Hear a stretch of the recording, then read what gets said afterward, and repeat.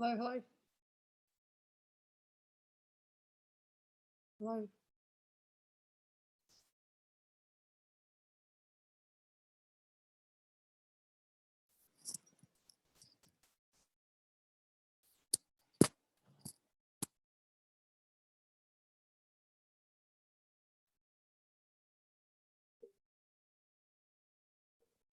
Hi, and welcome to the show, Jess. Today I have with me Jess Grimwood.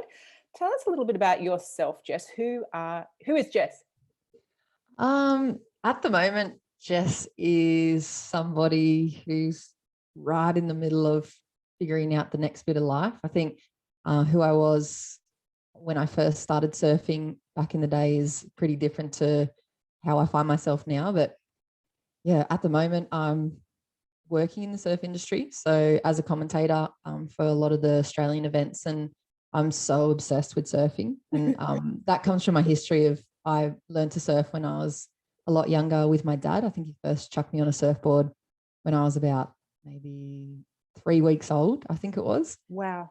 Yeah, so he had me on the front of the surfboard, and mum wasn't that stoked on it because she's a little bit terrified by the ocean, but Okay. She let it go, and then it just went from strength to strength. And dad used to always say he's created a little monster when I was around about 10 or 11, and all I've done since then pretty much is lived and breathed surfing. So I've gone through that competitive stage in surfing with the pro junior career, and I represented Australia a few times for surfing as well. And then I kind of, took a different path off into a career for around about 10 years. And now I feel like I've almost come full circle back at the start of the frothing grom, obsessed with everything to do with surfing and getting back into the industry. What's your age now? Like, how old are you now? I'm 32. I'm about to turn 33.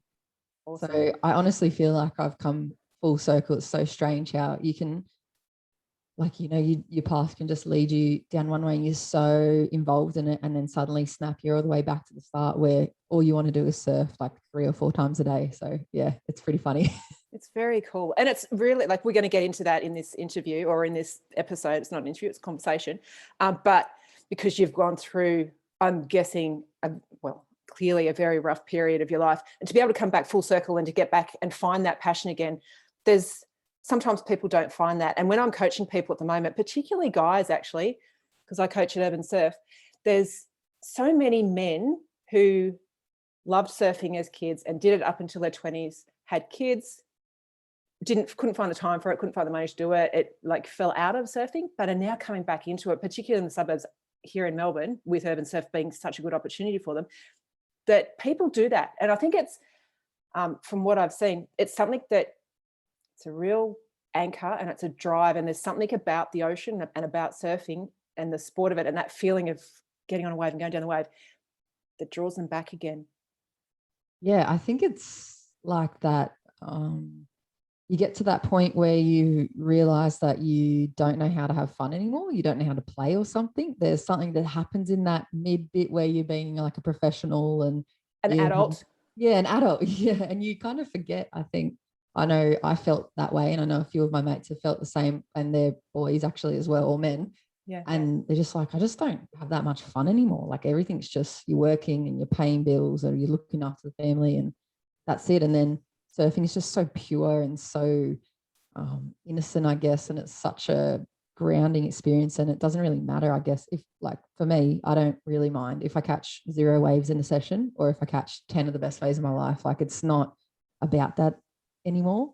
So it's, I think, yeah, I don't know, you must hit some of those big speed humps and then suddenly end up back going, wait, what am I doing? Like, you catch a glimpse of yourself being so serious or being so, upset or unhappy with your life, and then you go, hold on.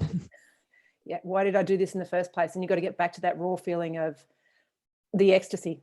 Yeah, exactly. And it doesn't go away. Like, it's, like I said, like, I went down that competitive path for so many years as well, and the stoke that I get from just like a straight hander session is probably just as much as some of the best heats I've ever had in my life and some of the best waves I've ever traveled to surf. So I think that's the beauty about surfing, that brings everybody back and, like you said, anchors them to it. Because I feel like in other sports, I mean, how many other athletes do you see, or professional sports people that retire from their sport and then never do it again. Yeah, never do it.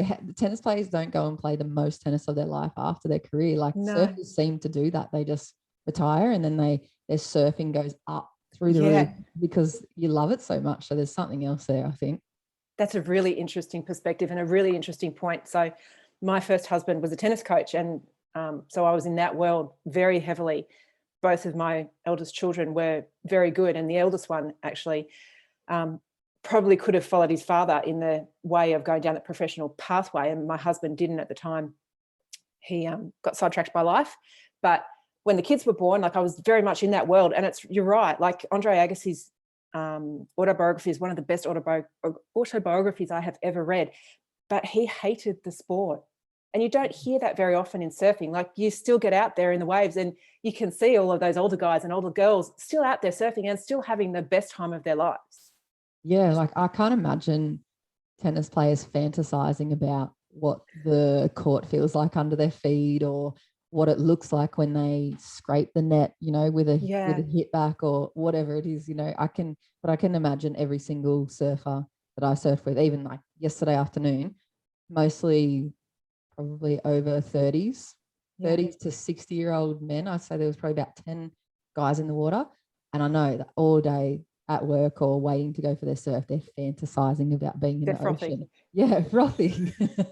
It's just like nothing else. And even for, you know, the new people that join the sport, like my partner, she's only just been surfing for maybe a year and a bit. And she is just obsessed, like a grommet, like that. It starts always. Yeah.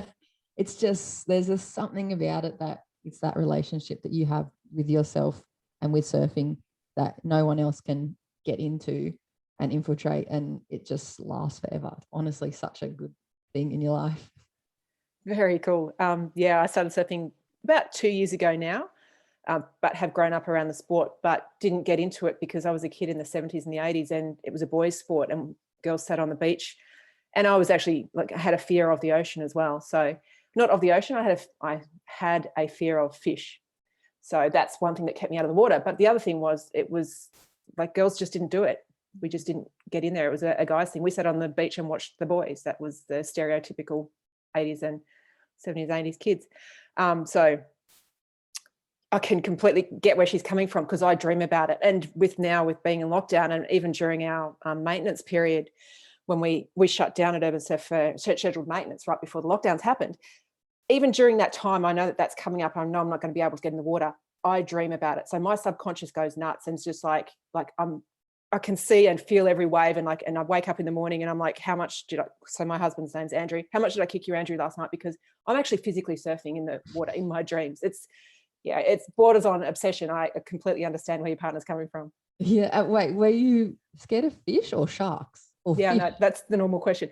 Fish. So I think it probably started around sharks. So I can really remember clearly. So I grew up in Canberra, but we used to have a house in the caravan down in Tathra. So it was around those beaches and around the fishing side of things as well, like Tathra Wharf and down at the when Dad would bring the boat in after they'd go out fishing every morning. So there was I do remember as a very young kid that they'd caught a shark, Dad caught a shark and he scared us with the shark. But I think it came before that. And I think it's probably something I heard my mum say very early on in my life because she didn't like what was in the water either and didn't like eating fish. So I didn't actually even start eating fish until about 10 years ago. But yeah, it's not so much the sharks because actually in the last couple of years, I've grown to appreciate like the sharks and then our human misunderstanding of what they are and what they're there for. But it's the fish. And it's something that I'm working on and overcoming, but they've got teeth, Jess. Surely there's not that many fish in Urban Surf Pool. No, which is why it's perfect for me. It's one of the things that when I heard that it was opening, we used to own a gym right nearby where Urban Surf is. So we go down and watch Bells every year when it's on. So I have followed it for a very long time. But when we heard whispers through the community that there's a wave pool going to be opening, I'm like, okay, I could actually get into this now. And because it's something that I've wanted to do is to coach athletes for a very long time in that surfing world. But there was a disconnect because I'd surfed a few times myself, but not actually learned how to do it and studied it and that sort of thing. So I got into it with the purpose of being a surf coach at Urban Surf. So I have had to obviously some of the qualifications I've had to do have been in the ocean and been in the water. So have had to work up to overcoming those fears to get those qualifications, knowing that I would be completely safe once I got to urban surf because there's no fish. I know, maybe that's the next step in tackling the fear. We could just add some fish into the urban surf pool. See maybe. You know what? I think it might be just totally off that point while it's up in the forefront. The future, I feel like, for competitive surfing is having elite performance coaches that aren't actually surfers, because I think you need a surf coach, but you actually need a performance coach who brings a different perspective, because it's, surfing's only progressed, this much in how many decades, and it's because it's the same perspective. We look at it through the same set of eyes. Everyone's, oh yeah, do this there, do a cutty there, or do this, move like this, because that's how the people in the videos, it's like with every other sport, their performance coaches don't necessarily come directly from the highest level of performance in that sport. They come with a different perspective and ability to tweak, articulate things to the athletes, where a surfer who's spent 30 years in the industry just goes, oh, just freaking do a cutty. Yeah, exactly. And they're like, well, how? Yeah, I'm so glad you brought that up. That's what I have been talking about with a few people in this podcast, in the recordings that I've already done. But yeah, totally. Because I can see the missing elements. And again, that's one of the really good reasons why I wanted to speak to you when I came across you, was because of the mental health aspect of any professional sport, but particularly in surfing, because it's come a long way. But in terms of professionalism with the athletes, and I don't know where the responsibility lies with this, but having a complete whole package of a coach who understands emotions, the limbic system, circadian rhythms, women's menstrual cycles, nutrition, gut health, spiritual health, as well as movement biomechanics, that's what the sport needs. And myself, and there's a few others who are in this industry now who do this, all of that. And I know that's not for everybody. And I know that rubs against, because I have come up against this, it rubs against some of the old, you're smiling, rubs up against some of the old school coaching and the methods that they were using. And I don't see it as me coming in or us coming in and going, this is what you need to do, this is what you need to change. I come in from the perspective of, we can help you here, and you can help us understand your methods and your aspects of the surf, like the sport, and how it feels, because I don't understand or I don't know what it feels like to do an air, but another coach might. But also the athlete's able to explain that to me as well. So coming from different perspectives, we can help each other and make the sport so much better. I think I can see in 10 years down the track in sport, because of the trajectory that we're on, is that's going to be common speak. But I can see I know, just based on my own experiences and knowing a little bit about the history, Australia is going to be one of the more traditionalist countries that will maybe take a bit longer to flip over to that way of thinking. Because I know there's athletes that I've spoken to from Israel and from all these different countries that are not, necessarily the dominant surfing countries, that their coaches and that their performance teams are looking at that so deeply, and they were looking at that from their junior careers, not just now that they've become Olympians.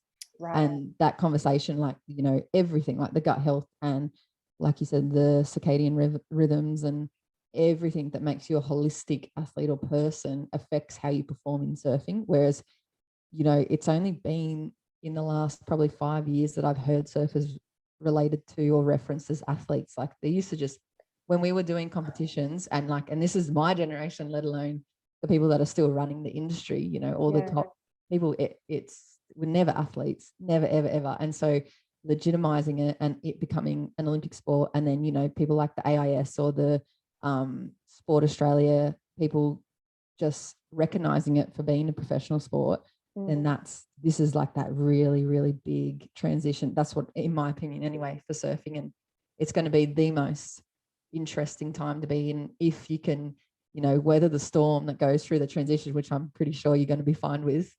It'll come out on the other side of this big change up. And I have conversations like this all the time with so many different people who are in this middle bit in the industry and who are balancing that, trying not to tread on too many toes, but also really having a vision for the future of performance in surfing.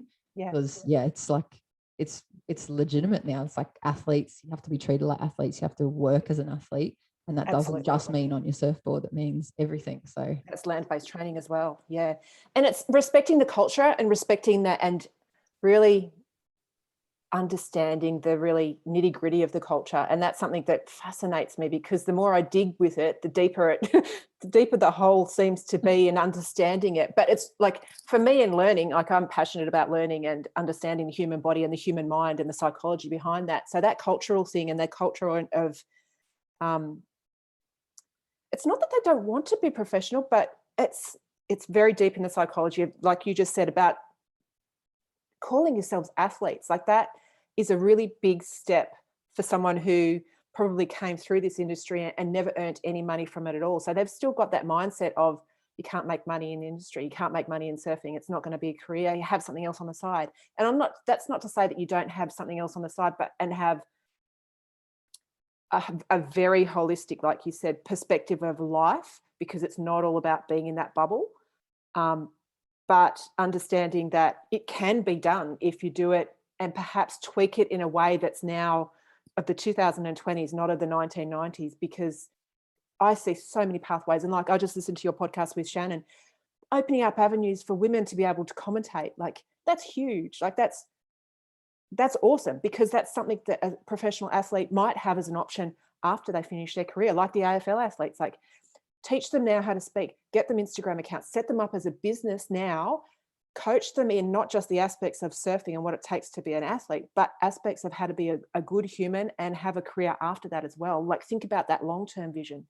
Yeah, that's so perfectly said, because I guess the most basic way I can think about the industry from my experience over whatever it's been in it, I can see it being more likened to like a time and service progression, like in your career. So, and I think we're just about to shift fully into that merit-based kind of progression. So before you were a surfer, regardless of how you did, you went on the QS, or you did the pro juniors, you went on the QS, you went on the CT, and then you usually got put as a head of one of the big 4 companies in the surf industry, Right. or you became a part of running the surf industry, like the events and whatever else is on top of it. And they never looked outside that bubble, because those guys, the 50, 60-year-old guys grew up when surfing was so anti everything, anti part of the anti-establishment. Yeah, exactly. And so now there's that huge switch where everyone's looking at it, and people are starting to get into positions just under them, merit-based, because they're really good at their jobs, rather than have been spent the last 20 or 30 years in the surf industry. Yeah. And those guys are like, whoa, hold on, what's going on here? Like, who are you? Yeah, maybe we don't want surfing to be mainstream. Maybe we just want it to be hardcore still, and like that traditional culture. So I think they're worried about losing that, because that's what surfing has always been for them. But obviously the train's going. And so the best guys that I've seen be able to do this adapt to it, and they're embracing all that change and that move to professionalism without losing the heart of it, I guess, the heart and soul of it. Yeah. But I know there's a couple of people that, like you said, they got their noses out of joint, and it's hard, because it's basically, I think it's basically from fear. They don't want to lose their job, and they don't want to lose their connection to surfing that they've known their whole life, and they see it going somewhere that they don't understand. And there's all these, young people, young guys and young women coming up as, their 2 ICs going, this is what we need to do, and we need to do this with social media, and we need to do this and this and this. And they're going, whoa, hold on, we're just surfers. But yeah, it's just the change. I think you hit the nail on the head. It's the fear. It's the lack of understanding and knowing and seeing, or being able to see what other people can see. And that's scary for people. Yeah, and it moves away from probably what they valued from surfing. I think growing up, maybe like you said, in the 70s, 60s, 70s and 80s, it was such a nice, I guess, solo little way to enjoy that connection with nature. And it was rugged, and they had escape. Escape and core group. And now it's become this like, super popular, flashy mainstream thing that you can't even relate to on the top level. The flips that they're doing, you'd never see in your free surfs. anywhere, maybe at Urban Surf, but not at the local beaches. No. But yeah, it's just this whole different ball game now. So I think you might see a few of them just, cruise off into the solo lifestyles again, back to the bush or back to their escapism, in a different part of the industry. But yeah, I think it's the most interesting time I've ever seen in surfing. It's incredibly exciting. Mm. It's incredibly exciting to be, or it would be, I imagine, to be a junior right now and think about the prospect of being able to compete in the Olympics in Australia in 2032. Honestly, are you going to start crying, Jess? Because it makes me cry. I can't, like with so many of the older women in surfing that I've spoken to, back even when I first got into competing overseas, you were lucky to travel and have accommodation to go to. Most people traveling for surf comps were figuring it out on the fly, sleeping on the beach. We used to sleep in our board bags on the beach in the events in Europe or in the airport. Yeah, but that was just the thing, and everyone did it, and that was why it was so fun, and it was rugged, and it was so spontaneous.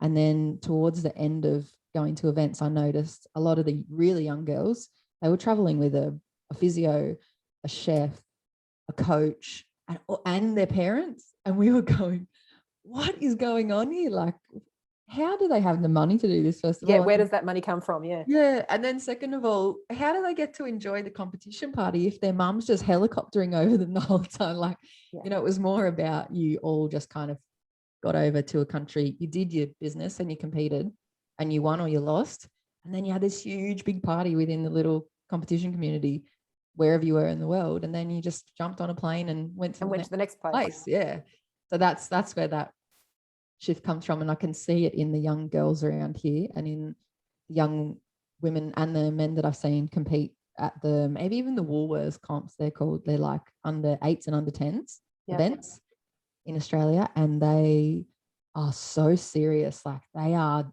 got their warm-up routine down pat. They've got claims that mirror like Italo's claim or Carissa's claims, and they want to look at the judging score sheets after their heats, and they're like under 8s. And they're going to be the ones that are, like you said, with the Brisbane Olympics, they are going to be so incredible to watch, because they've never known it to be anything other than a professional sport, and they've never known their identity in surfing as anything else but an athlete. Like, they're never that party rock star, whatever. Fly by the seat of your pants. Yeah. So that's like I said, I think that's the future of surfing, for competition at least. And we're going to see that big split too. You see all the lifestyle free surfers and the people that enjoy it recreationally, and then you'll just see this upper echelon of surfers that just go through performance because they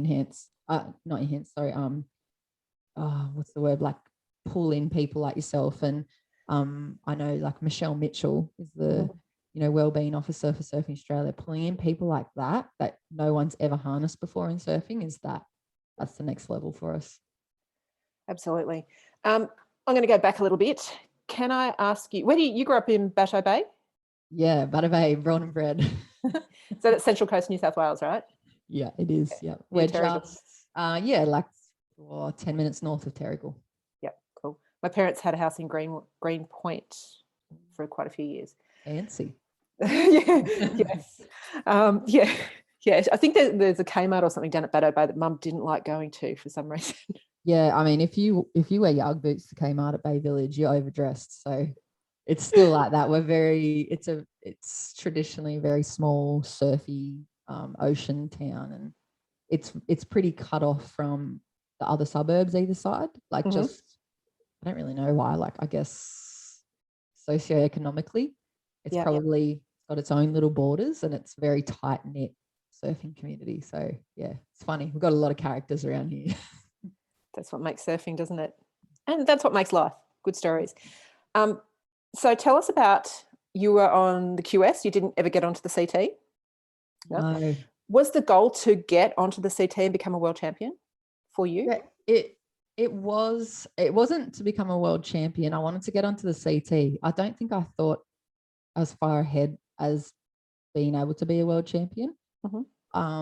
We had quite a few girls that were on the CT from the Central Coast, like Rebecca Woods and Amy Donahue and Jessie Buchan is Ace's sister. She was competing on the QS/CT as well. Mm-hmm. So that was kind of the goal, because that's probably what I'd seen as a junior. And then, I got onto the QS. I found it really hard to juggle during year 10, 11, 12 to try and have enough cash to support that push on the QS to get to all the events, because it used to be pretty much you had to go to everything. So all the different continent, all the different legs, you had to make sure you made them all, because you wouldn't have enough points. Even if you got, to the third round, if you didn't go to all the events, you just didn't have enough Your points wouldn't gather up. Yeah. No. So you needed to get those points to qualify to get onto the CT, right?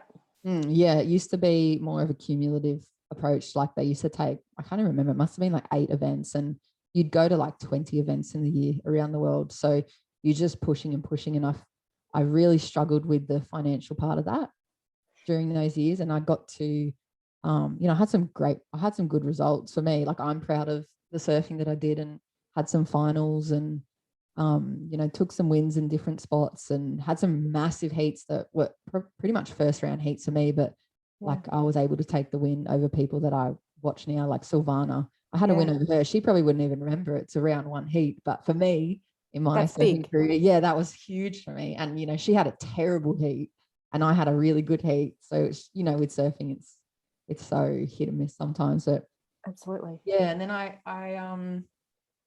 what happened?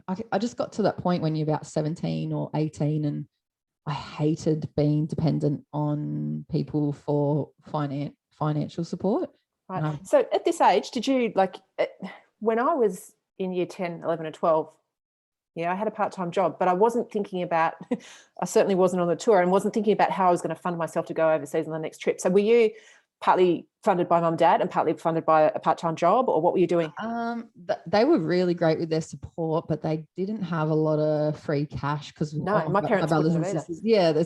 It wasn't like they were more supportive and kind of like, oh, we'll help you where we can. And I think my ongoing tab was generally just sat around $2,000 and never maxed out over that. Back 15 years ago, $2,000 was a fair bit of money. A lot of money, yeah.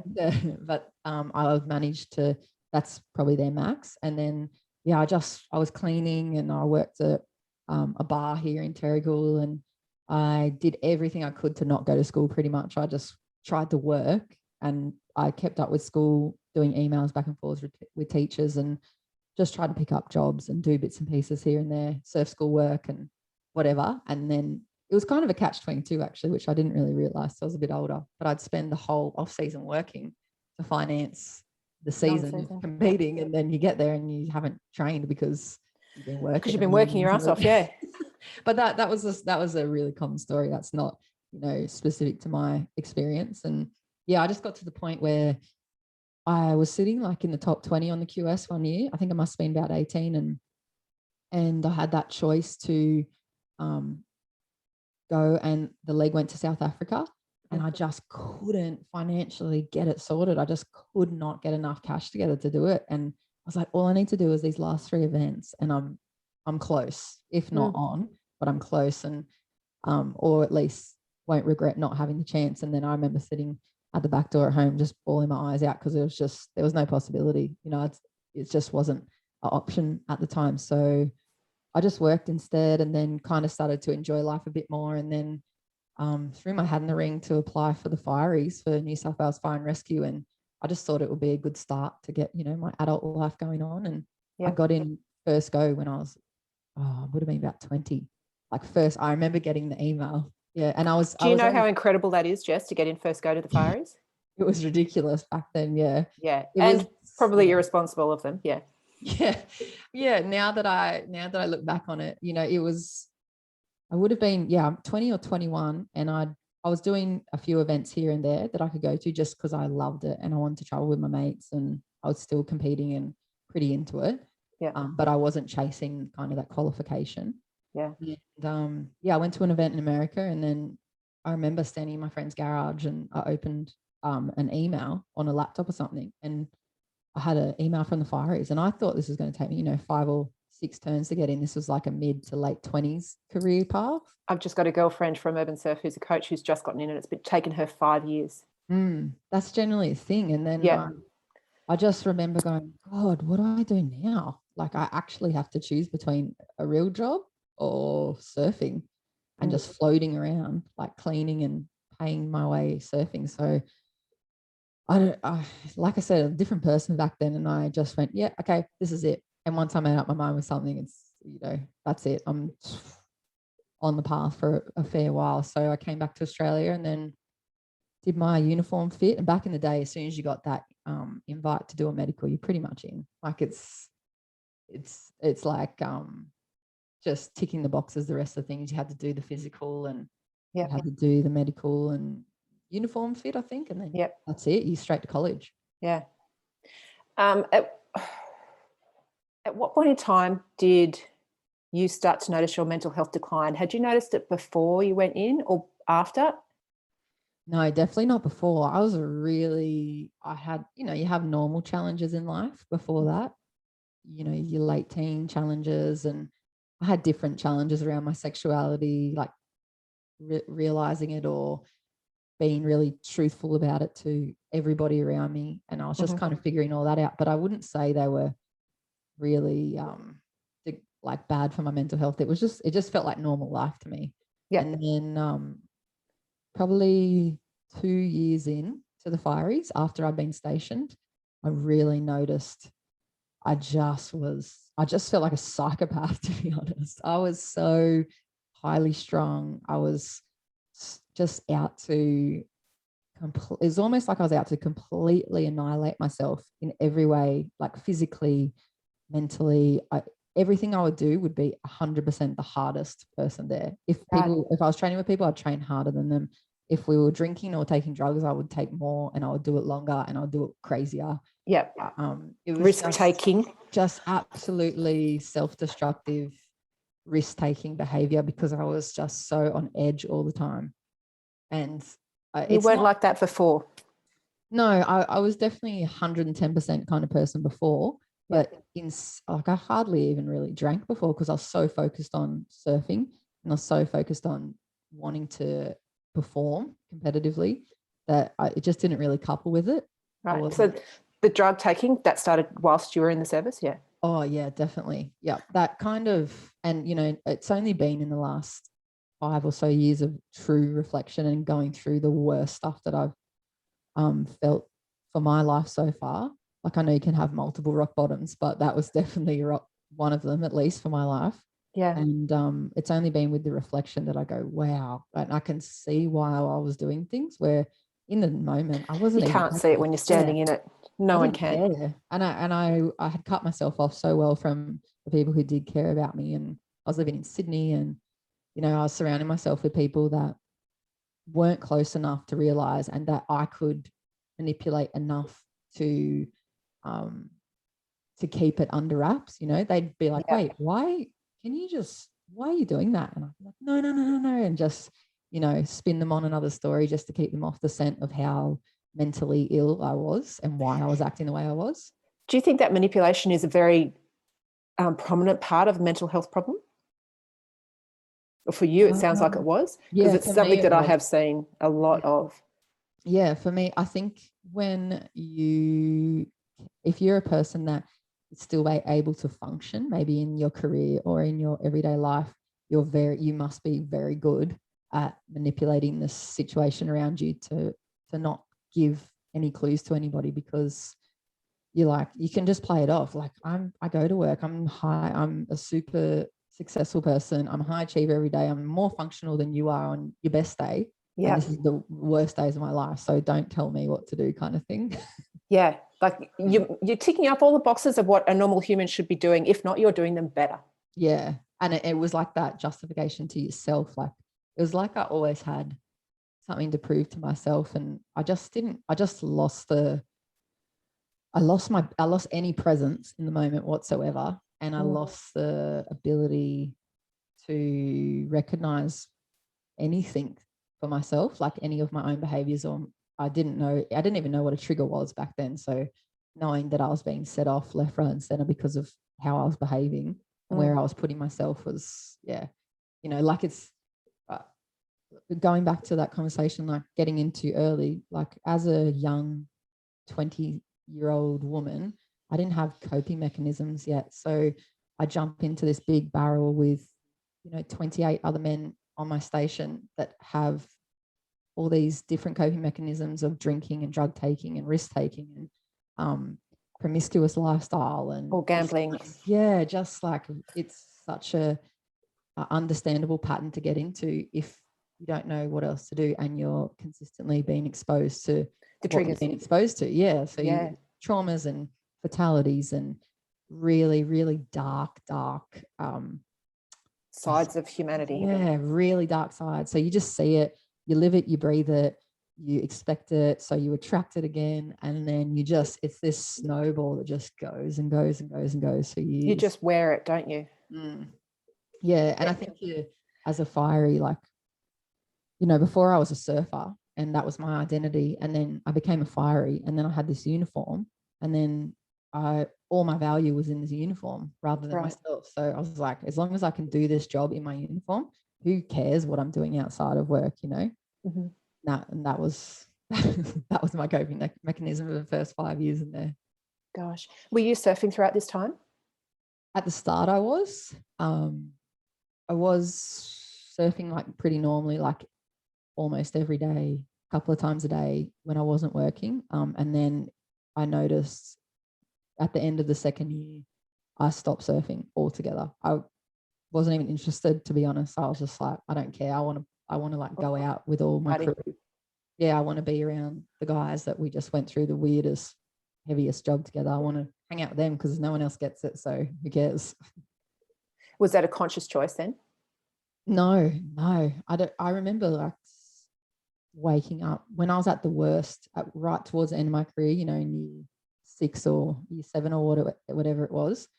I was waking up, drinking straight away from waking up and going, geez, when did I surf last? Like, I can't even remember. Like, oh well, who knows? And then you would just go meet up with the people that you're going on shift with, and just be absolute self-destructive menaces. Yeah. Are you comfortable talking about your worst time?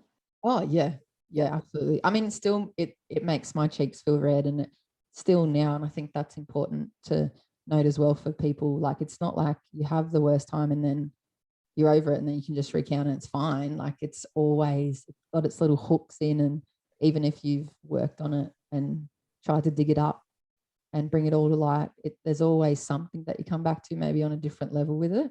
Yeah. So I think that's a good thing, that it still brings out a response in you, because it still means that not that you didn't care, but you care, but it's something that you need to be careful of. Yeah, I'm lucky now. I have such a good support network, and that's something that I've really built, and I'm proud that the people around me have helped build with me.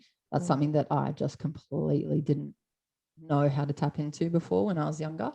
So even if I can't see it now, like if things set me off, they see it before me, like my mum or my brother or my sister or my partner. Or I know even leading into this conversation, I was like, I could feel like, it's been a while since I've spoken about this. This is, like, it's such a dark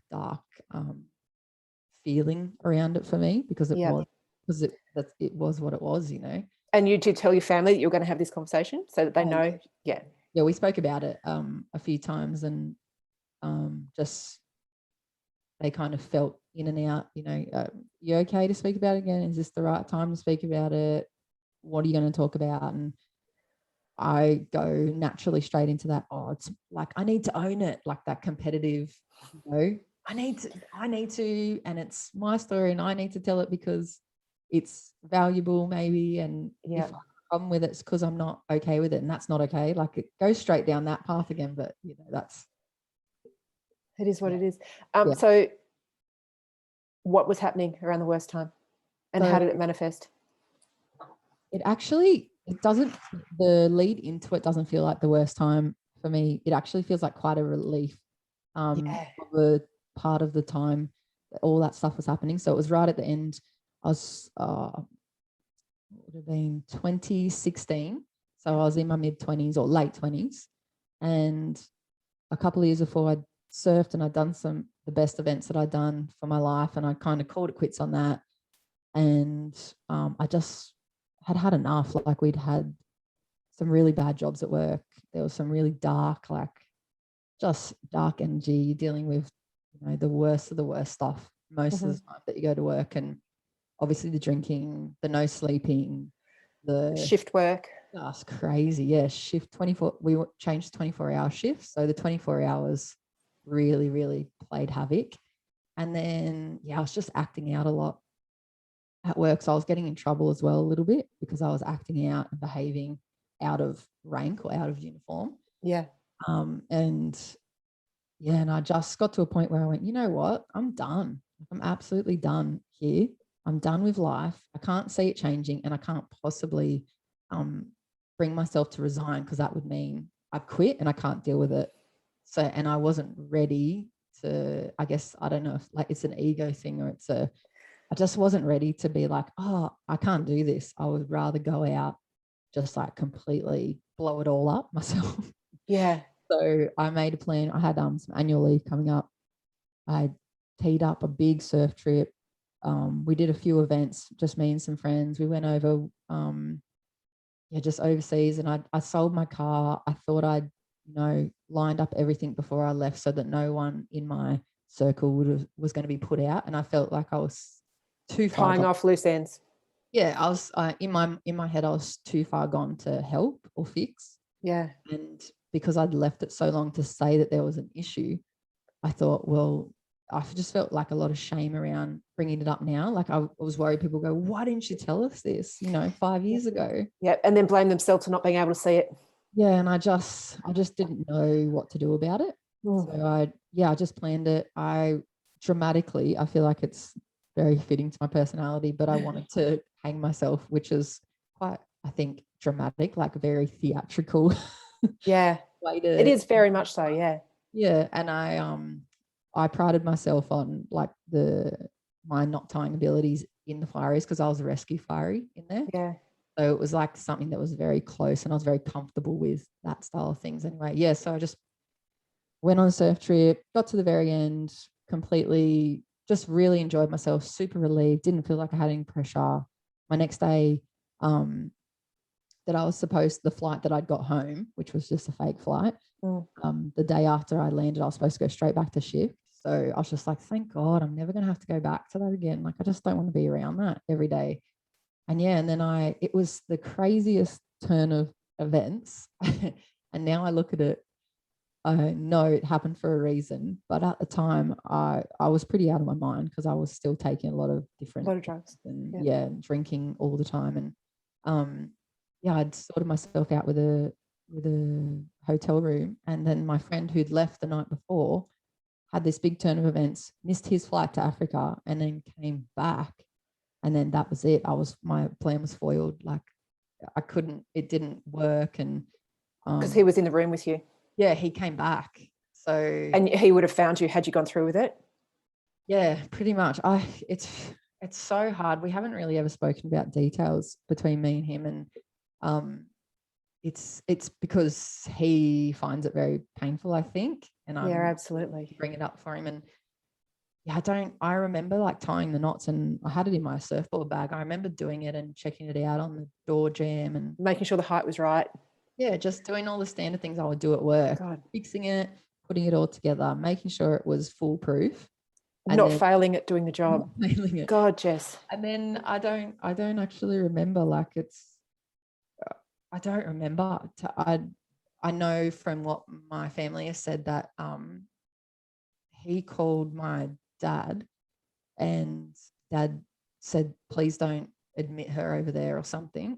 Please just get her home if you can. Like, because he didn't want me to be stuck in the psych ward in America or whatever. Yep. So I don't remember any of the flight home. I don't know how I can't remember. It's 14 hours.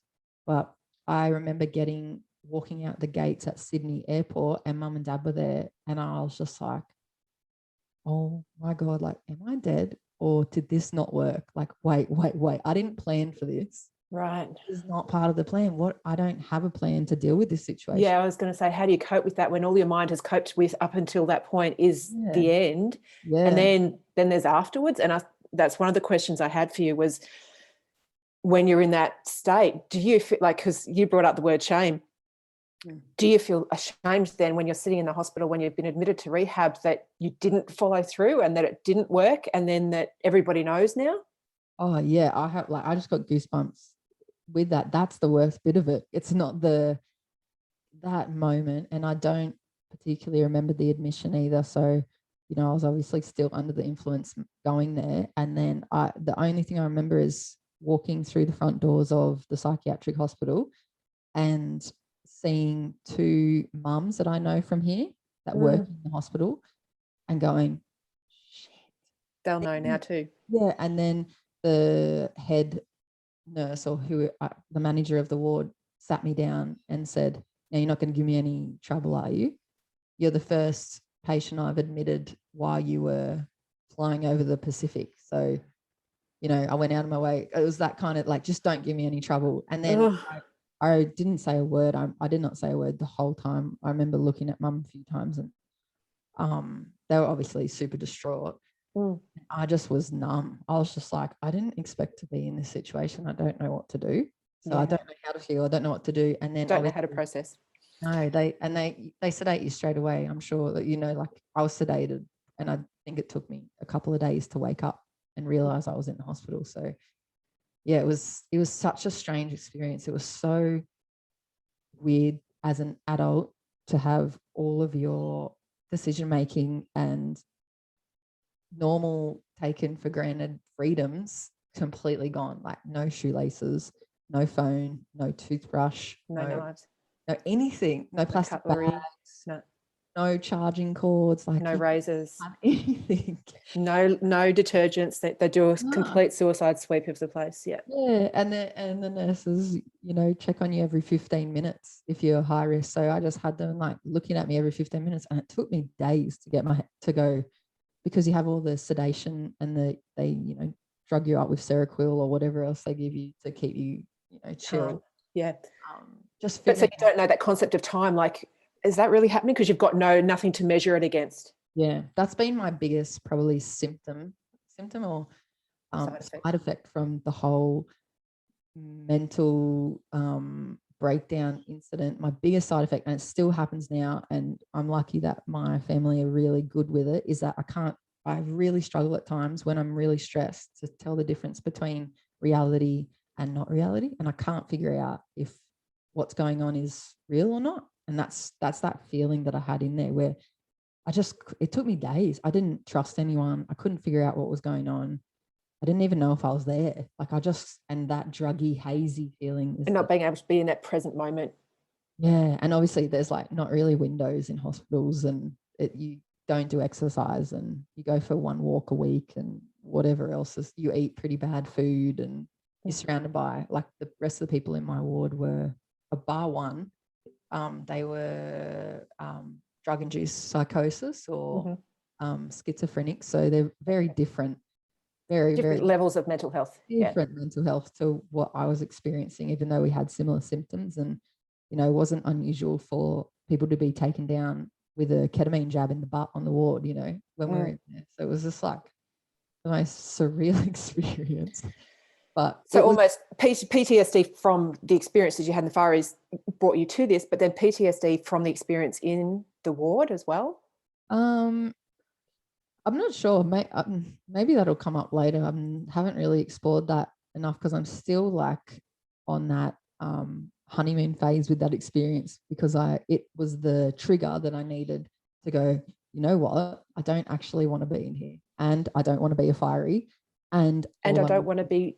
I want to be on Earth. I don't want to be. I want to be here. Like, I don't want people to be babysitting me to make sure I don't kill myself. Like, I want to live, and I want to go to the ocean, and I don't want to be trapped in here and have people telling me what to do. So what do I have to do? That was like it took days for that to happen. Like, that didn't happen of course in the first few days. But once I can't even remember what happened. I just wanted to get out. I was like, I pushed the fake roofing up in my room and climbed up into the roof space and Cavity, was like, I'm going to escape. And then I was like, you know what? If I escape, they're going to put me back in here. And I hope they don't listen to this because then they'll go and secure all the roof things. And I was like, wait, if I get out, I'd had it all planned.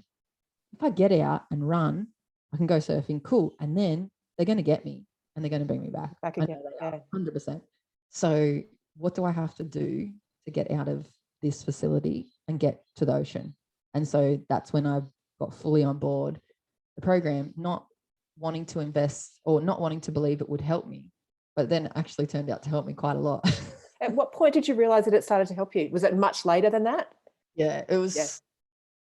It was way up, like, because I was just like, I'm playing the game here. Yeah, like, I just have to tick all the boxes to get out. Boxes. Yeah, you see the psychiatrist every day, once a day. Tell them what they want to hear. Yeah, what do you take the meds? Yeah, whatever you want. But I actually truly didn't want to die. I was like, well, it obviously didn't work for a reason. Yeah. So I don't know why, but I want to go surfing. So I want to get to the ocean. Yep, good. I'll take all my medication. I'll say this. I'll go to all the groups. I'll be really involved and engage in them. And then because I'd done that, I actually got a lot of benefit from it, which was not what I was expecting. And I learned all these skills, which are like really, really basic human mental health skills that I had never even heard of before.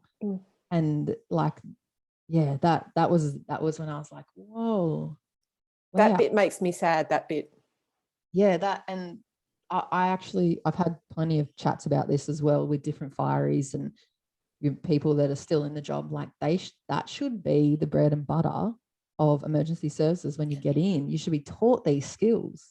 Taught the skills of to be a fiery, but taught the skills to be, like look after your mental health. Like it's the missing thing then in everything, in my opinion. Yeah, it's hard not to get really passionate about it because it's like it's the direct link between, like, you either wait till you get to my point and you're either become someone who tries to commit suicide, does commit suicide and dies, and then it's a statistic, or gets put on excessive antidepressants and things that they don't even know if they work properly. And if not, most of the cases that I know of around here have been really detrimental to their health. It's I know you're so well versed on it, and so many people are, but you're treating the symptom. Like, what's the problem here? The problem is that we don't know how to deal with it, because seeing people die and being there when people are dying in really traumatic situations is not an everyday human kind of thing. So how can you be expected to be a functioning human when every day you have to turn into robo mode to get through the day? Like, why not? Why are you not addressing the situation here? Why are you just addressing the problems at the end? Yeah. Frustrating, Jess? Yeah, it frustrates me. It frustrates me when I speak to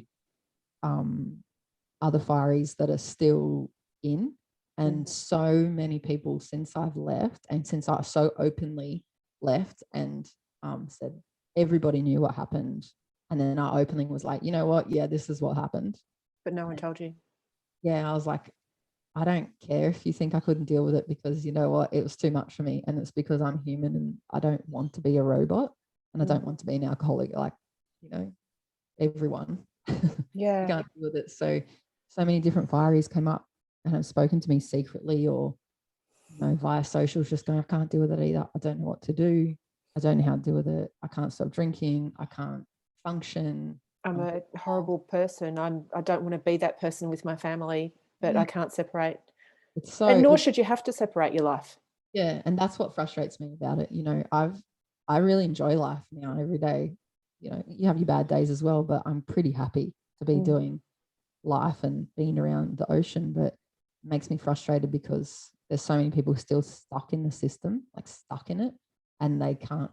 You're so far gone at that point that it's very hard to figure out which way to swim, because you're just in this big washing machine. Yeah, that's what frustrates me about it. And can't see hope outside it, or can't see a life outside it. Yeah. What was the first feeling like when you got back in the ocean after that? Because it had been my number one motivator, being to get out of the ward. It was like ecstasy. Like I didn't even surf my first time out. I struggled to even drive. Yeah. because of the weirdness of Medications. medication and everything. But I went down to the beach and I just dove under, and then I just screamed. I just screamed underwater, and I'd come up really silent, and then I'd dive back under and just scream. Scream And again. just like look at everything and go, oh, thank God, like I'm home. Like, God, I'm so sorry. I forgot. Like that kind of feeling. Like it was. Were you talking to your soul when you said that? I don't know. I thought I was talking to the ocean, but I just, maybe. Who knows? I'm still unwrapping those deeper layers at the moment. I think even now, like every time I go in the ocean, I just go, oh, thank God. Yeah. Thank you. Gratitude. Yeah. And Where does that leave you now? Were you diagnosed with anything whilst you were in there? Because normally when something like this happens, and I've got a lot of experience with mental health, my uncle, for one, was diagnosed as schizophrenic when I was about 10. So he lived with us and still up until this day, still lives at my mum and dad's place every day, even though he lives on my brother's property. So he's still living within the family because he's unable to live like by himself. So I've got a lot of experience with going through what he went through, like going off medication, being diagnosed with the wrong thing. And it's a very common thing that it takes a long time because mental health is such a broad area of our health, and the brain, we understand more than we used to, but we still don't understand, I would say 90% of what goes on in the brain and what that health means. So were you given a diagnosis in hospital that was attached to you? Yeah, I've been given quite a few because obviously going through all the stuff with the fire I had to do heaps of independent reviews as well. So I saw a lot of different psychologists. I can't even remember how many, just so many, and different psychiatrists, and they trialed all these different cocktails and things that they thought were based on what they thought I could be diagnosed with. Right. So it was, I think it's just PTSD, but like, I think on my discharge papers, it says severe depression, PTSD, and I think it says potential bipolar or something. Mm-hmm. But I've had a lot of back and forths with that with different psychologists where they go, I think there might be maybe all the trauma stuff manifesting or whatever. I don't know. So I never really got super invested in what they decided they thought that I was going through, because for me, it doesn't really matter what they're going to call. I don't really care, to be honest, if they call it anything, because I know it doesn't really feel different if they call it something else. It just feels the same thing. And I probably got really comfortable with that after I pulled myself. I had serotonin toxicity. Uh-huh. And I was on like 5 different drugs for a long time, and they were just playing them off each other. And initially when they put me on them, their idea was to put me on the drugs so they could put me back on the truck after the hospital and get me back to work. And I was fighting. It took me a long time to fight it. I fought it, and I said, I don't want to be a fire. I don't want to go back on the truck. Like, I don't want to do this job. And the return to work officers and the caseworkers, and they're like, no, well, you can do it because we'll give you this so you won't remember your nightmares, and we'll give you this so that you can go to sleep, and then we'll give you this so you pep up in the day to work. And then how is that different to being a drug addict? It's not. It's the same. Yeah, it's just a lot cheaper when you get prescribed them and you. Oh my God. It's just, and it's not. I wouldn't say it was anyone particularly in the process. It's just like how it's set up. Like, I was going to say it's the system, isn't it? Yeah, it's how it's set, because their aim is to get you back to work because that's your livelihood. So they think that's the best thing for you. They want to return you light duties, then full duties, and fully operational. And then when you don't want to do that, it becomes this whole other thing, which obviously it might be a payout for them that they, it doesn't happen that often, I don't think, for them. And it's outside the script for the system. So it's hard for them to digest, and you have to really, really dig your heels in to go, I don't want this. And I started questioning pretty deep. I've been on medication for years before I started questioning. And I was like going, wait, why am I taking this? Like, why am I doing this? What's going on? Why do I have to do it like this? Why can't I just go? Why can't I just quit? Yeah. And then at that point, the psychiatrists and psychologists will say, well, that's a symptom. So we're seeing you rebel against that. So we need to up your medication. Yeah. And so Fuck. they try and change it a lot. They tried to change it a lot and put me on a lot of different things. And then I got really, really crook. And I had, this is after the ward, I had an episode at my place, and I'd been doing really well. It had been probably like 4 or 5 months after being discharged. And then I was still taking all the medications. So there's like 5 different things. And then I had this overwhelming feeling, like I was like, my head is going to explode. Like I feel like I want to blow my head off, like that kind of feeling where you just can't take it. And I ended up like in my room, like pacing, and my mum came over because someone called her. And I said, you need to take me to hospital. Something's wrong. Like I'm going to lose my mind right now, and I'm going to blow my own head off because something's wrong. And then it ended up being serotonin toxicity. And then from that point, I just went, I don't care what the withdrawals are like. I am not taking another thing that they give to me. And then I went down the path of like, I read that Optimum Health for the Gut Nutrition Bible. And then I started going down that path of what I was putting into my body, how that affects my mood, because I wasn't working any longer. So it wasn't my environment. No. So it had to be something else, because I'm not going to work. I'm not even leaving the house. Yeah. To go for a swim. So it's got to be something that I'm putting into my body. It has to be something else. Yeah. Like and then that's how I went down that path. And it took me a while. I had to battle a lot, and I was lucky I had some good professional medical people within the group of the people that were involved with the process that were pretty switched on and clued in, and believed kind of like along the same lines that I believed. I was like, I'm like 28, 29. I do not want to be medically retired and on a disability pension until I'm 65 from the government. Like, you can have your money, keep it. I don't want to kind of thing. And I'm not going to take what you prescribe me anymore, because I think that there's something else. Like, I wasn't completely cutting myself off from support services. I was just looking for other support and services, because it just something that worked better, because it wasn't working. It wasn't helping me anymore. Yeah. So yeah, I went, that's when I started on, the eating and what I'm putting into my body, and how I'm thinking, what I'm thinking about, talking about what's happened, so much other things that I hadn't tried before, which, yeah. And in a combination, they worked. So much more helpful. Yeah. Harder, less gains. I was going to say, harder in what way? That you didn't appear to get better as quickly? Yeah. Less progress on a lot of the things. It almost, and less measurable. Oh yeah, less measurable. You can't really measure it. I felt like I was going backwards for the first few months with it. That's what a full detox is, though. Yeah. Yeah, I just didn't get it. I was so desperate. And then, to my mum's credit, like, she was just like, let's try this. Like, let's try a float tank. Let's try this meditation. Let's try this. And I was like, I was at the point where I was like, it's not going to help me. It never helped. Nothing's ever helped me before. I haven't tried it yet, but nothing I'd ever tried had helped. So this is not going to help. And then, oh my God, it actually started to help, or something happened, and it was different even. It was the change. What was that thing? Better. Sorry, it was my first meditation class, actually, group meditation. And I had to, like, I was like, crystals, meditation. Yeah, like whatever, pull the other leg kind of thing. Oils, yep. Yeah, exactly.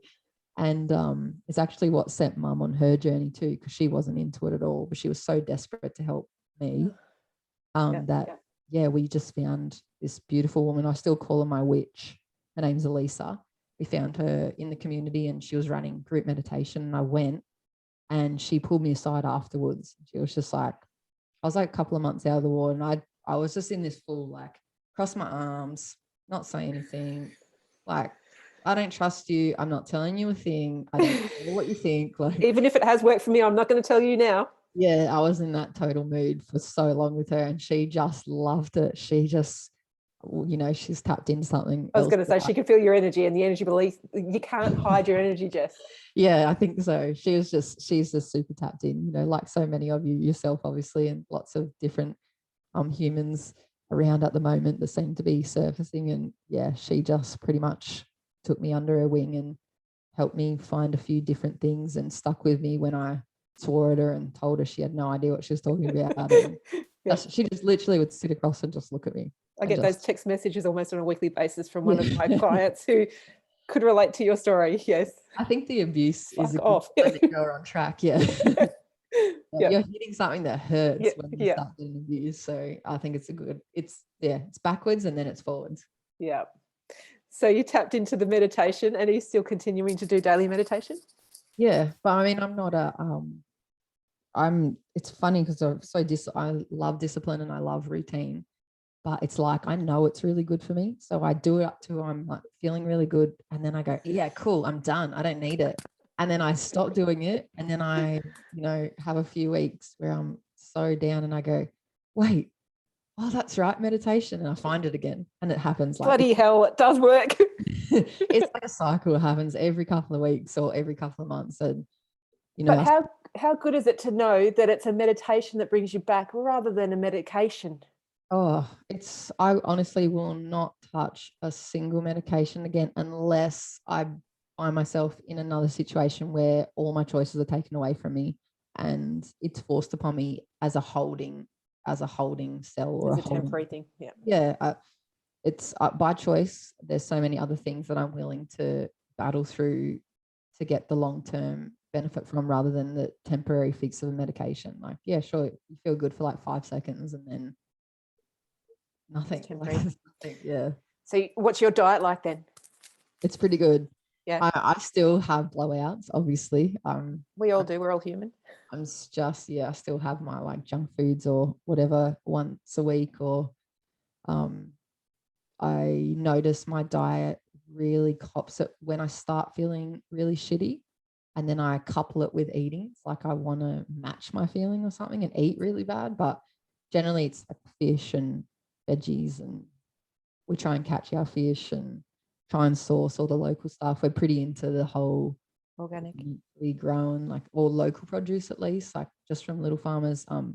My partner grows all of our herbs and stuff out the back, and we want to be able to like grow everything so that we know what we're eating. Yeah.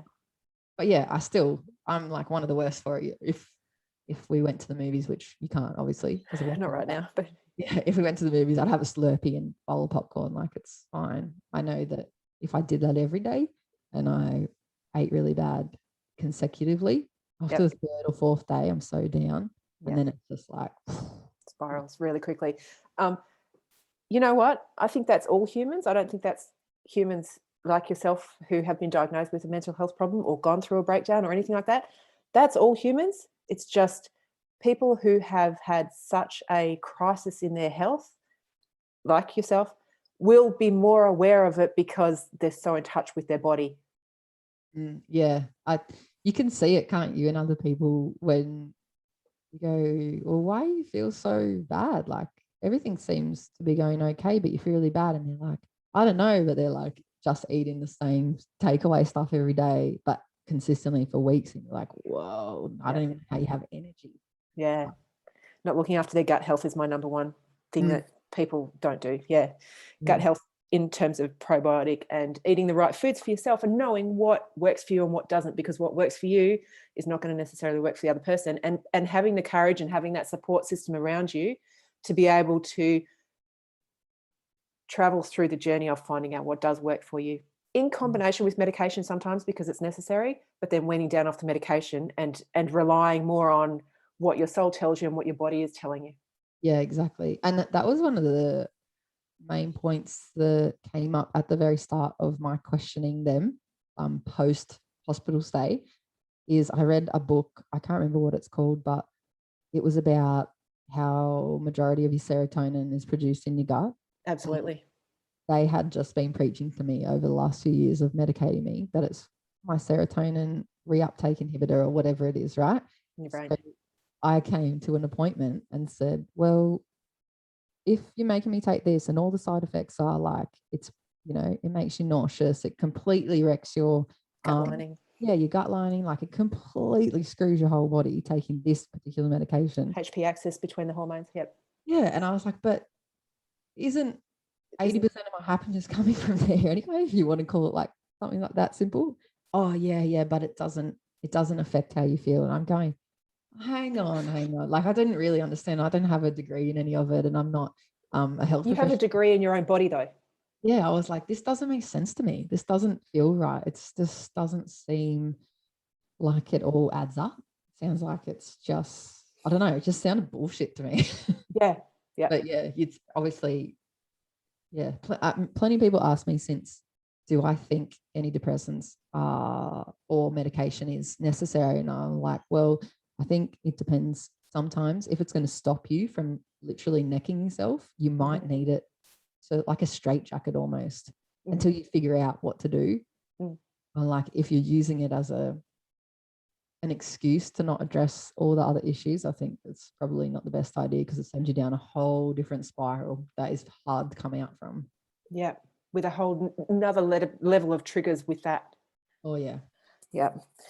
So apart from the meditation, eating well, having a support network in your family and your partner, what else is it that you have that has helped you through this? Do you have a psychiatrist or psychologist you're working with still, or your witch?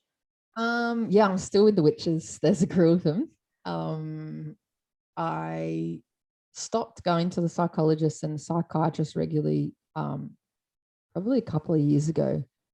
I know there's certain times when it comes up and I have gone, like I have a psychologist that I can go to, but it's probably become less and less, like once every 3 or 4 months maybe, or once every 6 months, or when I really need it, when I can't figure it out myself or with my network. Yep. And yeah, I see that I have just started dabbling in the spiritual side of stuff. So I see my witches for different things.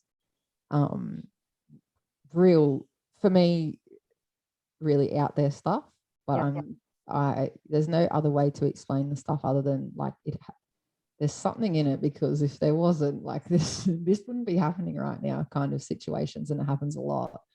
So I can't even think of what we've been doing, but I see a lady called Elisa and another lady, they work together. Her name's Cricket, and they both do different things. Elisa, we do like a lot of crystal healing stuff and cards and stuff for me. Chakra healing. Yeah, initially is really out there stuff because I feel like quite a practical, logical person. Absolutely. So you're tapping into the right side of the brain. Yeah. Yeah, and with Cricket, we do a lot more like talking about things and bringing things up and just really getting messy with emotions and acknowledging them rather than just switching them off, which I have which I'm now becoming proud of because of the stuff I've been doing with Cricket, but I have a very quick ability to go straight into like defense. Yeah, like if we go past a car crash or something, if I'm driving with Elle, I can just go straight into like program mode. Like we've been so well trained, I can just go boom, straight there, know what to do. Yeah. And then not realize until 2 or 3 days later that it really, really deeply affected me because I can just switch off so easily. Yeah. So I guess learning to switch back on to my and learning where that balance is, because sometimes that might be necessary to protect you in the moment, but not for long term. Yeah, exactly. Yeah. That's what we speak about. Like, I don't want to be, there's going to be plenty more situations. There has been since I left where you're kneeling on the side of the road with someone because of some accident or incident. I can't be kneeling there blubbering away because I can't help in that state, but I can help in my, switch off state. Yeah. But then, being able to process it later, take the time to be upset about it, understand why I'm upset about it, and then move past it rather than thinking about it forever. Yeah. A work in progress. Yeah. I think we're all a work in progress. My husband is a chiropractor, but he tends to draw people, or not situations, but he's very much like in the realm of someone who is a helper. So we talk about archetypes in the CHECK program, that you carry these archetypes and you've got 4 main survival archetypes. So one of his is very strong in wanting to help other people and putting himself normally absolutely last. So people like the first marathon he ran on the Gold Coast, he saw this person and met this person at the start line, which was a blind lady with her other runner who was not blind, who was running with her. Met them, hello, whatever, and like wished him luck, and he went on his marathon. Further along in the marathon, of course, he comes across her. She was beating him in the marathon, this blind lady. She's sitting down by the side of the road with her helper, who couldn't complete the race, couldn't complete the marathon, because had like not trained properly, whatever the reason, couldn't go. Yeah. So Andrew becomes the helper for this lady across the line for the marathon, and like makes the front page of the Gold Coast newspaper because he's done this heroic thing. Those sorts of things always happen to him in his life because he gives off that energy of being very much that helping person, which is one of the reasons he went into chiropractic. And it seems like lots of people, particularly you give off that energy, so that not that you purposely draw them in, but your energy will draw in those situations. You will always be in a situation where you're on the side of the road with a car accident victim. And yeah, you're rolling your eyes. That's just part of who you are, and learning to accept that and learning to understand that archetype within yourself and how you can live with that in harmony is a really important growth journey that you will be going through. Yeah, maybe I'll have to tap into you guys. I would absolutely love to have a conversation with you face to face. So what are you doing now in terms of surfing and giving back to surfing? Because I know I've spoken to a lot of professional surfers and a lot of people in the industry who, once they're finished competing, will want to give back because they feel like they owe surfing something. Yeah. So yeah, it's been a few years since I've become completely obsessed again, and just naturally being so, being in the water every day, all day, and being tapped back into the community, it just started to happen. Like, get involved with my board riders again on a bigger level, because I kind of drifted away for a while, and that's such a tight-knit community. We have a lot of young kids and early 20-year-olds that are doing really, really well in surfing in competition. And so that just kind of snowballed. And then I found myself, I got like a random call about commentating a kids event. This is a couple of years ago. Nothing's random, but yeah, true. And I just thought, I'd love to do that. Like, the kids and the grommets are just so happy about surfing. Comp surfing is so fun. So I went and did that, and that was with the Surfing New South Wales team. And then it kind of snowballed again. And I knew everyone from the industry and team from the past, and everyone was now working in a position, putting events together or putting commentary teams together, and running all these different tour things. And then it just went from comp to comp, and then different events, and then it just started going to the QS, and then just working with different people. So predominantly I'm commentary and doing webcasts. I started on the beach announcing, and I love that because you're just in the thick of it and you're calling scores, and it's just like full atmospheric. Like you're almost in the water with them, aren't you? Yeah. But it's honestly so exciting for the grommets, like, because it's like their championship tour, but it's like under 8s or under 10s division, and it's just so exciting to watch, and all the politics around it, all the parents, and it's so good. And then I can I've been doing some QSs, and I actually started the year, it must have been in January 2020 in China for a QS just before they shut it down, like for the whole COVID thing. We were over there for the Corona Open of China. Of course you were, yes. So I worked over there. That was like a WSL event, and then done some more work with them. And it's such a good time to be a part of that. Like, you've heard of Shannon Hughes, and there's a bunch of women at the moment that have just kind of skyrocketed into these positions that are really embracing what I think surfing's about, along with the guys that are champion. And so it's pretty freelance, like the commentary gig, it's super freelance. And I just can't wait for comps to come back on, because I'm just like, yep, I'll do that. And you're pretty much on tour again. You just don't have to compete. Yeah, that's awesome, isn't it? Yeah, it's really. And someone pays you to do it. Yeah, true. Yeah, they pay you and they feed you and they put you up, and mostly they're all your mates that you're traveling with, because they're just like-minded people, and you surf after work and you try and surf in your lunch break, and it's pretty good. You watch surfing all day. I told them at the start, and someone told me, you have to stop saying that because they'll stop paying you. And I said, I would say that with surf as well. It's too good a job. You don't need to pay me to be here. And then like my students go, sure, you need to be, like, you need money. Yeah, exactly. That's how I feel about it too. Like, I will watch surfing all day, every day at home anyway, and probably commentate to myself on the microphone. But if you want to pay me, sure. I'm like the biggest fangirl for watching competitions and that. So that's what I'm doing. And the AIS. I was going to ask you about that. Yeah, they've just announced the accelerator program.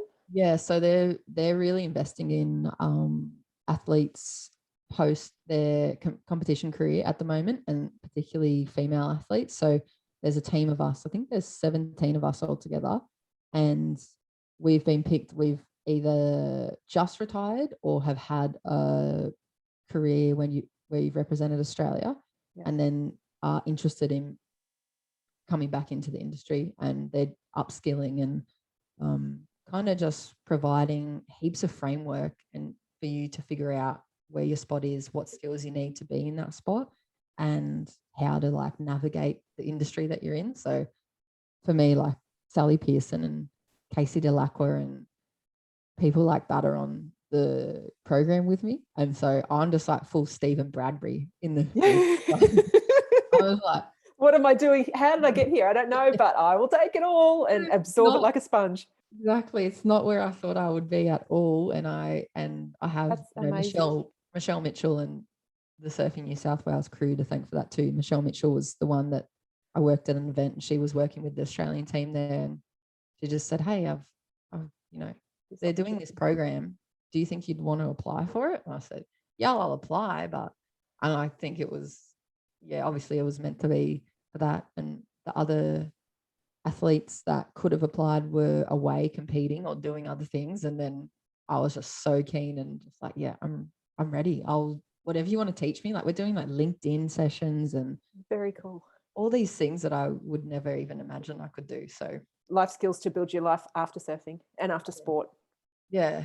And like I said, from the very start of this chat, like surfing is one of those things that you like obsess about, fantasize about. I don't mind if I'm getting paid or not. I really don't. Like I'm just so obsessed with it. And happy to be alive, I guess. Yeah, absolutely. So happy to be alive. Like second chance for sure. And not many people get that, No, they don't. I'm very, very grateful for that, for whatever reason that happened. And maybe the crystals will tell me one day, but I'm very happy for it. What advice would you give to young women coming up through now in terms of looking after their mental health? And do you think the bigger companies like Rip Curl, like Billabong, need to have this whole encompassing health in support of their athletes, like mental health programs within the up and coming people? I think it is, I guess the biggest bit of advice would be, it is so much easier to address it and deal with it before it becomes this festering problem that you have to reset your whole life for. Like it is so much easier to not lose everything and to just deal with it from the start and to learn the things, even if you think you're never going to use those coping strategies and mechanisms, and to understand your own mental health. And I think the shift that's happened in surfing is going to bring about that spotlight on it, like with Brooke Farris becoming the CEO at Rip Curl. Like she's been around surfing for so long. I remember her from the events. I think not necessarily being a woman in that position, but bringing that feminine energy more so, because I know there's men that have that, and I know there's so many awake guys that have the same feelings about it that so many women do. I just think it's easier for women to speak up at the moment about it. But bringing that feminine energy, and Brooke might be the example of that for Rip Curl, into those organizations or into the surf industry, then it just gives people a bit of a chance. Like even all the men that work under her, it gives them a chance to have like the emotion and not be like, attacked for it. So that it just opens this whole new talk, like they're going to be talking about that stuff now because they just are, because their boss is not going to be telling them to be quiet, because she's about it. She's like a holistic human. You don't get to that position without being quite holistic. So I think it's going to be the new way. I think that the young athletes are already doing it. They already work with a lot of sports psychologists, or they're looking at that as a possibility in their careers. And they know that if, with surfing, it's like 80% mental. Like it really is. Everyone surfs at a pretty similar level, unless you're Carissa or Steph, which is like the same beyond that. Yeah, you're Italo, or you're the tiny little handful of professional surfers. The very angel on top. Yeah, the rest of them that make up the tour, the difference between them being number 2 or number 3 or number 20 is their headspace. It is every heat is their decision making, how calm and relaxed they are, and how they're able to handle what's going on. Like, it's headspace. Their surfing's there. Their boards are the same. The training's the same in the water. The surf is the same for them. Like, it's headspace. If they can, and I know they're looking at those, and someone like Joanne Defay is a perfect example. Yeah. Her mental fortitude and her awareness, she was just like an average surfer when we were doing the tour. She was so just stock standard. She had some good days, but mostly she was average in the middle of the pack with everyone else. And now she's like, she stepped up there. Yeah. And it's like it's all headspace. Yep. And everyone's going, well, what the hell did she do? Yeah. And I think that people, they're just finding it. So I think that's why there's not that many people that are kind of like chased down for their skills yet. There's just a couple because someone else has used them. Oh yeah, you use them, they worked. Can I use them? Because people are a bit like, whoa, like wary about it. Yeah. And not sure what questions to ask about how they've done that. But it's breaking down those barriers though. Oh yeah, it's the future of surfing, even just for recreational surfers. If you want to harness your headspace and your energy, you're going to be surfing so good. You just are, or at least you feel like you are. So you are. And enjoy the stoke more. Thanks so much for being with me today, Jess. This has been beautiful. Yeah, thank you so much for having me.